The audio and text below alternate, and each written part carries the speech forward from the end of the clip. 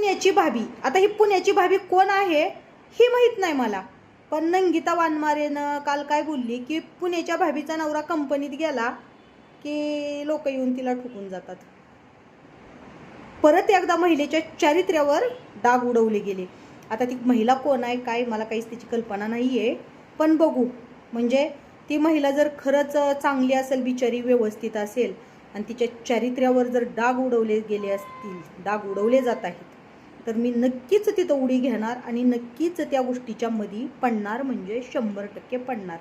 फक्त आता मी म्हणजे तिच्याच तोंडून सांगावं एकदा की पुण्याची भाभी म्हणजे नेमकं कोण आहे. कारण महिलांच्या चारित्र्यावर डाग उडवणे ही खूप मोठी चुकी आहे. आणि ही बाई सांगते ना की जरांगे पाटलांचं तोंड गटारीसारखं आहे. तर बघा, हिला कुणीतरी कमेंट करणारं तिसरंच आहे. त्या व्यक्तीनं कमेंट केला की हिनं त्या बिचाऱ्या भाभीच्या घरी तिसराच पाठवला.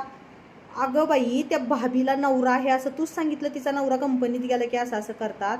तर त्या बाईला नवरा असताना काय गरज आहे असले धंदे करायची? त्याची आवश्यकता कुणाला आहे ना, हे पब्लिकला चांगलं माहिती आहे बरं का.